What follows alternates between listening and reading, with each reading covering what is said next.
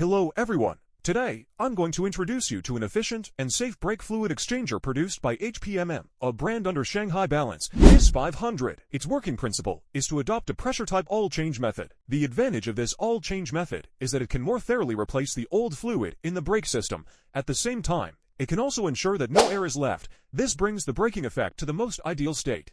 This brake fluid exchange machine is very convenient to operate, and one person can complete the brake fluid replacement of a car in just 5 to 10 minutes. Meanwhile, this machine is also equipped with many safety features. It will automatically shut down when there is no new fluid. The power switch and the start switch of this device are separate, and the amount of all output, that is the pressure, can be adjusted through the knob. And there is a pressure gauge to monitor the pressure status of the brake fluid in real time. At the same time, there is also a fuse at the bottom, which is the power protection device, with multiple safety protections. In terms of configuration, we have also upgraded the original brake fluid connector from 12 to 15 connectors, and each of these connectors is equipped with a filter net, which can effectively filter impurities.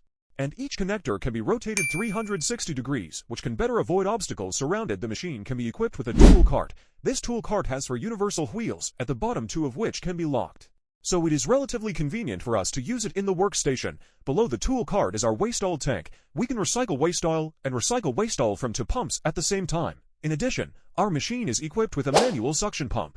This suction pump is a one-way pump which can suck the liquid out of the car brake pot, and the new liquid presses the old oil to replace it in a pressure-type manner. That's all for the introduction of the DS-500 we brought to you today. Subscribe for updates.